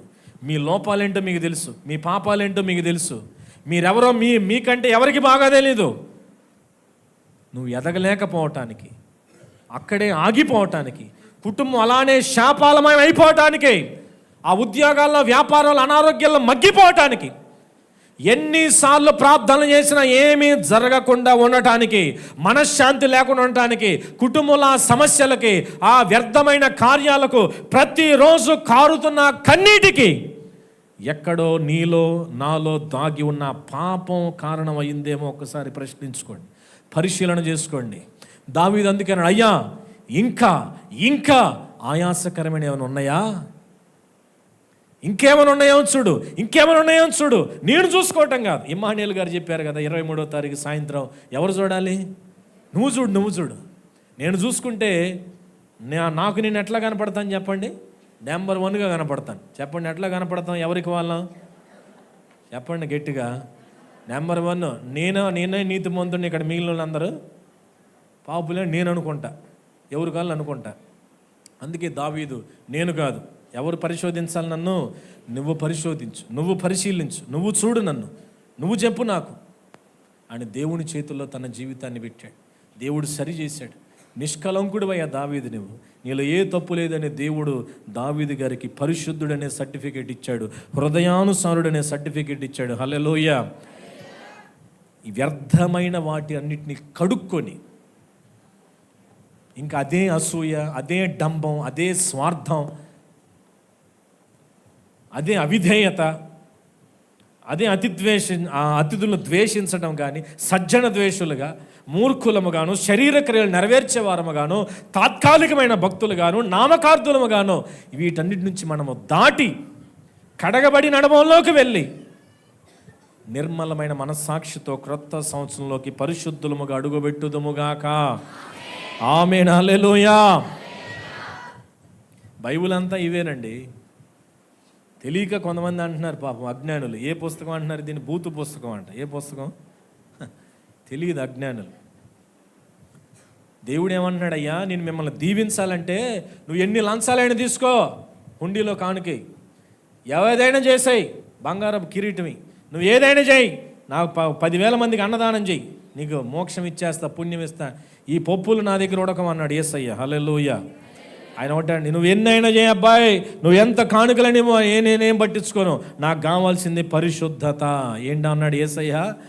పరిశుద్ధత. బిడ్డ చెప్పండి అమ్మ, ఏం కావాలి యేసయ్యకి?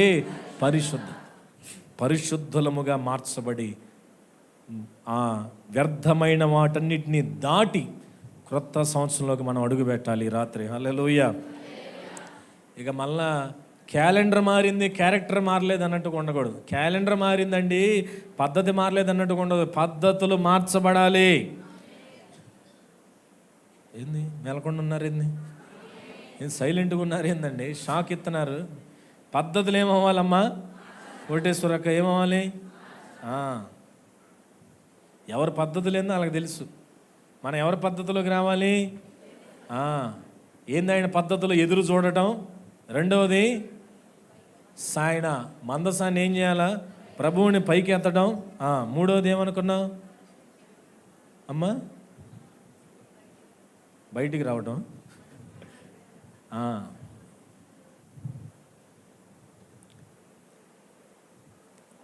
కనుక దైవికమైన పద్ధతిని ఏం చేయాలండి మనం? చెప్పండి బిగ్గరగా. నెరవేర్చాలి. దైవికమైన పద్ధతిని నెరవేర్చాలి. రెండవది ఏమనుకున్నాం? దైవికమైన పరిశుద్ధత కలిగి ఉండాలి. రెండవది ఏంటి చెప్పండి? దైవికమైన పరిశుద్ధత కలిగి ఉండాలి. మూడోది ఏమనుకున్నాము? చెప్పండి అమ్మా గట్టిగా. అయిపోయిందిలే. మూడోది ఏమనుకున్నాం? దేవుని సన్నిధి, దేవుని మార్గము, దేవుని త్రోవలు, దేవుని నడిపింపు. చదవండి 6వ వచనం చదవండి. 4, 6 2 చదవండి. 4 మరియు 6 2 చదవండి. మీకును దానికిని దాదాపు 2000 కొల మూరలు ఎడముండవలెను.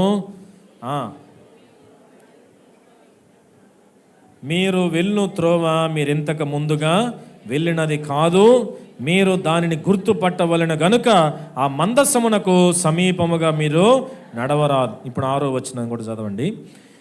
మీరు నిబంధన మందసమును ఎత్తుకొని ప్రజల ముందర నడువుడని యాజకులకు అతడు సెలవీయగా వారు నిబంధన మందసమును ఎత్తుకొని ప్రజల ముందర నడిచిరి. హల్లెలూయా, హల్లెలూయా. దైవజనుడు దేవుని సన్నిధిని మోసుకొని నడుస్తూ ఉండేవాడు. ఎవరండి దైవజనుడు అంటే? చెప్పండి గట్టిగా. దేవుని సన్నిధిని మోస్తూ ఉండేవాడు.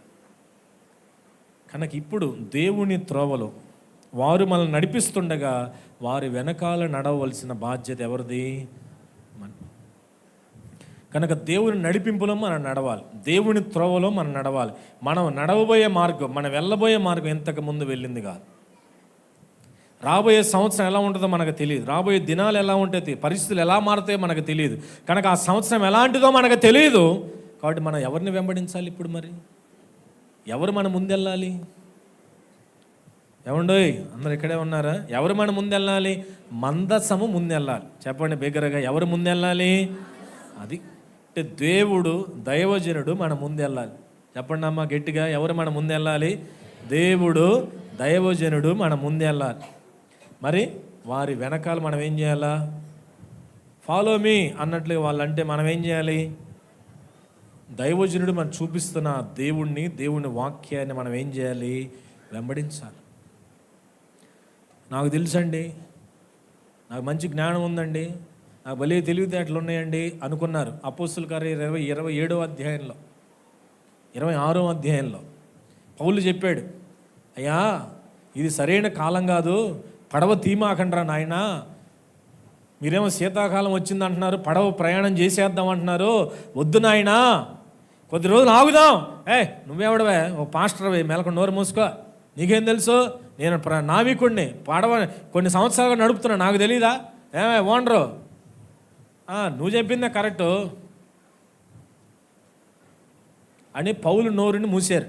పౌలు గారి, మార్కు గారి నోరు, లోకా గారి నోరు మూసారు. కొంత దూరం పోగానే పడవ 2 ముక్కలైంది. ఏమైందండి? అది ముక్కలయ్యే ముందు తెచ్చుకున్న ఆహారం అంతా పడేశారు, సరుకులన్నీ పడేశారు, బట్టలన్నీ పడేశారు, అన్నీ నదిలో, సముద్రంలో పడేశారు. చివరికి పడవ 2 ముక్కలైపోతే టైటానిక్ ఓడలో కనుక చెక్కలు పట్టుకొని సముద్రంలో బతికినట్టుగా వీళ్ళు కూడా పడవ యొక్క చెక్కలు పట్టుకొని ఒడ్డు చేరారు. అప్పుడు అన్నాడు, అరే నాయన, అయ్యలారా, ఎప్పటికైనా నేను చెప్పే మాటేనండి, దేవుడు మిమ్మల్ని కాపాడుతాను నాకు వాగ్దానం చేశాడు అంటే అప్పుడు అయ్యా నువ్వు చెప్పే మాట మేము వింటామయ్యా అని అప్పుడు అంటున్నారు. పడవ విరిగిన తర్వాత, అయ్యలారా, అక్కలారా, అన్నలారా, ఆలోచన చేయండి. మీ జ్ఞానవంతులో మాకు తెలుసు అన్నీ, మాకెవరో చెప్పాల్సిన అవసరం అనుకోవద్దు. మనం వెళ్ళబోయే త్రోవ ఇంతకుముందు మనం వెళ్ళినది కాదు గనక మనము దేవుని వాక్యాన్ని వెంబడించాలి. మనం దేవుని సన్నిధిని ముందు పెట్టాలి. ఏం ముందు పెట్టుకోవాలి? మనము దేవుని సన్నిధిని, దేవుని వాక్యాన్ని ముందు పెట్టి, ప్రభువా నేను ఎటు నడవాలి, మీరు నాకంటే ముందుగా నడవాలి అని ప్రభువుని మనం ముందు నడిపించుకోవడానికి, ఆయన మన ప్రధాన కాపరిగా, ఆయనను మనం ముందు పెట్టుకొని నడవాలి. హల్లెలూయా. ఇప్పుడు దేవుడు అదే చెప్పాడు, వీళ్ళకి అదే చెబుతున్నాడు, మీకు నేను అదే చెప్తున్నాను. మనం ఎవరి పద్ధతిని పాటించాలి? కొంచెం బిగ్గరగా చెప్పండి, ఎవరి పద్ధతిని పాటించాలండి? కొంచెం గట్టిగా చెబుతారు, ఇంకొంచెం గట్టిగా చెబుతారా? ఎవరి పద్ధతి పాటించాలి? దేవుని పద్ధతిలో ఎదురు చూడటం ఉంది. దేవుని పద్ధతిలో ఎదురు చూడాలి, దేవుణ్ణి అనుక్షణం పైకెత్తాలి. మూడోది ఏంటంటే దాటాలి, మారు మనసు పొందాలి. ఉన్న స్థితిలో నుంచి, ఆ వ్యర్థమైన స్థితిలో నుంచి, ఆ గుడారం నుంచి బయటికి రావాలి, మారు మనసు పొందాలి. రెండవది ఏమనుకున్నాం మనం? దైవికమైన పరిశుద్ధత. రెండవది ఏంటండి? రేపంటే ఎప్పుడు? రేపే, అదే ఎప్పుడు? ఇదే రోజు ఏందండి మీరు డేట్ కూడా చెప్పరు? ఏ రోజు ఇది? రేపంటే జనవరి 1. రేపే నీ జీవితంలో దేవుడు అద్భుతం చేయబోతున్నాడు. ఎందుకు చేస్తాడులేని అనుకుంటున్నారు కొంతమంది. అనుకున్న వాళ్ళకి అనుకున్నంత మహాదేవ అది. అందుకే దేవుడు అన్నాడు, నమ్ముంట నీ వలన అయితే మరి ఇంకా మీ ఇష్టం, నాకు తెలియదు. రేపే దేవుడు మీ మధ్య అద్భుత కార్యం చేయబోతున్నాడు. మరి ఈరోజు మనం ఏం చేయాలి? ఈరోజు ఏం చేయాలి? చక్కగా నున్నగా పౌడర్ రాసుకొని వచ్చారు. ఏంది రేపొద్దున ఎవరు అందరు రారు కాబట్టి ఇప్పుడు అందరూ వస్తాయి, చాలా ఎక్కువ మంది వస్తారు కాబట్టి అని ఈరోజే కొత్త బట్టలు కట్టుకొని వచ్చిన వాళ్ళు కూడా ఉన్నారు. నాకు అర్థమవుతుంది.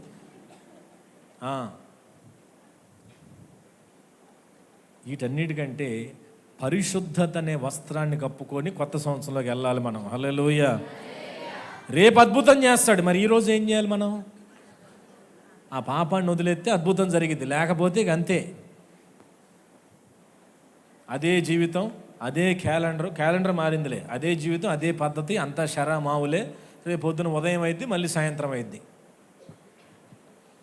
కనుక అద్భుతం జరగాలంటే ఇప్పుడు నువ్వు చేయాల్సిన ఏకైక పని అక్కడ నుంచి దాటి పరిశుద్ధత కొరకు ప్రభువు దగ్గర పశ్చాత్తాపడితే రేపు ఉదయం నీ జీవితంలో ఏం చేస్తాడు ఆయన? అద్భుతం. రేపు ఉదయమే కాదు, వచ్చే సంవత్సరం అన్ని అద్భుతాలే చేయునుగాక. ఆమేన్. హల్లెలూయా. అద్భుతం చేసిన తర్వాత మనం ఏం చేయాలంటే, అమ్మయ్య అద్భుతం అయిపోయింది, ఇక మందిరానికి చెప్పండి. కొద్దిసేపులో ఏం చూద్దాం? 2025కి బాయ్ బాయ్, 2026కి కమ్ హాయ్ అన్నట్లుగా అద్భుతం చేశాడు దేవుడు. ఇక దేవుడికి చౌడయ్య గారికి బాయ్ బాయ్ అంటే దేవుడు కూడా ఏమంటాడు? ఇంకా నీకు నాకు అది బాయ్ అంటే ఇది కాదు, నిదారు నువ్వు అంటాడు. అద్భుతం జరిగిన తర్వాత అద్భుతం కొరకు పరిశుద్ధపరచబడాలి. మూడోది ఏంటంటే, అద్భుతాలు నిరంతరం జరగాలంటే మందసం, దేవుడు, దైవజనుడు, దేవుడిని వాక్యాన్ని మరణం వరకు ఏం చేయాలి? నువ్వు చెప్పండి. వెంబడించాలి. ఏం చేయాలి? అది వెంబడిస్తే అద్భుతాలు. ఇప్పుడు దేనికి మన టైటిల్ ఏంటి చెప్పండి? అద్భుతాలకు సిద్ధపాటు. ఇప్పుడు అద్భుతం జరగాలంటే ఏం చేయాలని నేర్చుకున్నారు మీరు? పరిశుద్ధపరచుకోవాలి. ఏం చేయాలమ్మా? దేవుని పద్ధతిని ఏం చేయాలండి? ఏం చేయాలి చెప్పండి? అనుసరించాలి. అద్భుతం జరిగిన తర్వాత ఏం చేయాలి మరి? దేవుణ్ణి మాత్రమే వెంబడించాలి. ఇలాగ జీవించుటకు ప్రభు సహాయం చేయునుగాక. ఆమేన్. ఆమేన్. ప్రార్థన చేద్దాం. ప్రార్థన చేస్తూ కొత్త సంవత్సరంలోకి అడుగు పెడదాం. ఇప్పుడు ఫోన్లో అర్జెంటుగా ఎవరికి హ్యాపీ న్యూ ఇయర్ అని ఎవరిని పెట్టాలండి? ఎవరిని పెట్టాలండి చెప్పండి. ఎవరిని పెట్టకపోతే వాళ్ళు కొత్త సంవత్సరం రాదండి అని వాళ్ళు ఎవరిని ఉన్నారు? ఇక్కడ చర్చిలో ఉన్న వాళ్ళు ఎవరు లేరుగా? మంచిది. అట్లయితే అందరం ప్రార్థన. అంటే కొంతమంది పాపం పని నవంగాలు గబక్కని ఫోన్ తీసి స్టేటస్ నేను పెట్టకపోతే వాళ్ళు ఊపిరి ఆడదాయా అన్నట్టుగా. ఏం అవసరంలా. ప్రార్థన చేద్దాం. మన జీవితంలో ఏం జరగాలి ఇప్పుడు? ఏమక్క ఏం జరగాలి? ఏం తమ్ముడు ఏం జరగాలి? ఆ తమ్ముడు వదిలేసి ఇంటికి పోతా అన్నట్టున్నాడు. ఏం జరగాలి బాబు? జరగాలంటే ఇప్పుడు మనం ఏం చేయాలి? మనకి అనవసరమైన పద్ధతులు ఏమున్నాయి వదిలేయాలా? అపరిశుద్ధమైన విషయాలు ఏమున్నాయి విడిచిపెట్టి పరిశుద్ధపరుచుకొని పవిత్రమైన హృదయంతో దేవా నిన్నే వెంబడిస్తానయ్యా, నీ మందసాన్ని వెంబడిస్తా, సేవకుడిని వెంబడిస్తా, వాక్యాన్ని వెంబడిస్తారని తీర్మానంతో క్రొత్త సంవత్సరంలోకి అడుగు పెడదాం. ప్రార్థన చేసుకుందాం. ఎవరికి వారం ప్రతి ఒక్కరం కూడా స్వరమెత్తి ప్రార్థన చేయాలి. అటు ఇటు దిక్కులు చూడొద్దు. ఫోన్లు పట్టుకోమాకండి. ప్రభువుని పట్టుకోండి. దాటాలి. వ్యర్థమైన విషయాలన్నింటినీ దాటాలండి. అన్నయ్య, అక్క, తమ్ముడు, చెల్లి దయచేసి విన్నవించుకున్నాను, బ్రతిమలాడుకుంటున్నాను, ప్రేమతో మిమ్మల్ని బ్రతిమలాడుకుంటున్నా. అదే స్థితిలో కొనసాగద్దు. ఆ స్థితిని దాటితే నీ కొరకు అద్భుతం ఎదురు చూస్తుంది. నువ్వు ఎన్నడూ నీ జీవితంలో చూడని అద్భుతం నీ కొరకు ఎదురు చూస్తుంది. నువ్వు దాటాలి. ఆ వ్యసనాన్ని దాటాలి. ఆ వ్యర్థమైన గుడారాన్ని దాటాలి. ఆ వ్యర్థమైన పాపపు క్రియలు, శరీర క్రియలు ఇవి దాటితే నీ కొరకు అద్భుతం ఎదురు చూస్తాం. అసాధ్యమైన వాటిని సాధ్యం చేయడానికి దేవుడు రెడీగా ఉన్నాడు. ప్రార్థన చేసుకుందాం, అందరం కూడా ప్రార్థన చేసుకుందాం. సేవకులు మనల్ని ప్రార్థనలు నడిపిస్తారు. అందరం కూడా వాళ్ళు ప్రార్థన చేసి ముగిస్తారు. మనందరం కూడా వారు చేసేలో మీరు ప్రార్థన చేయాలి. ఎవరికి వాళ్ళ వ్యక్తిగతంగా దేవుని పద్ధతి ఎదురు చూడటం నేర్చుకోవాలి. తొందరపడితే తప్పటడుగులేస్తాం. నయోమీలాగా నష్టాలు పొందుకుంటావు. అన్నయ్య అక్కయ్య, ఎదురు చూడటం నేర్చుకుందాం. మారు మనసు పొందాలి, దాటాలి, వ్యర్థమైన క్రియలు దాటాలి. అది ఆయనకి ఇష్టమైన పద్ధతి. నువ్వు మారి ఆయన వైపు తిరిగి పరిగెత్తుకుంటూ రావాలి. అది ఆయన కోరుకుంటున్నాడు. పరిశుద్ధపరుచుకుందాం, అద్భుతం కొరకు పరిశుద్ధపరుచుకుందాం. దేవుణ్ణి వెంబడిద్దాం, సేవకులు వెంబడిద్దాం, వాక్యాన్ని వెంబడిద్దాం, ప్రార్థన చేసుకుందాం. తండ్రి, నీ కృప కలిగిన హస్తాలకి అప్పగిస్తున్నాము తండ్రి. అయ్యా, వాగ్దానము స్వసంతరించుకునే ప్రజలుగా, వెంబడించే ప్రజలుగా, పరిశుద్ధతను పాటించే వారిగా, అద్భుతము నైనా ఒక దినము కాదు, ఒక సంవత్సరము కాదు, బ్రతుకినంత కాలము కూడా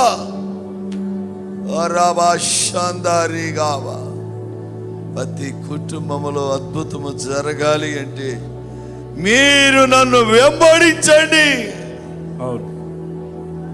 అయ్యా, వెంబడించండి, నన్ను పైకి వెత్తండి. మనుషులను పైకి వెత్తద్దు, నన్ను ఘనపరచండి. ఓటమి లేని జీవితాలు అనుకరించండి అయ్యా, ఓటమి లేని జీవితాలను అనుకరించండి. థ్యాంక్ యూ స్తోత్రమయ్యా. దాసుని నిలవబెట్టుకొని తండ్రి పైకి నన్ను వెత్తే కొలదే ఒక్క రోజు కాదు, నెల కాదు, ఆయన రోక్కడ వరకు, మన పోక్కడ వరకు అద్భుత వాళ్ళ వైపు నడిపించగలిగిన దేవుడు నాయన. Holy spirit father, holy spirit father, కనికరించండి, కనికరించండి, కృప చూపండి, బలపరచండి అయ్యా, సహాయం చేయండి తండ్రి.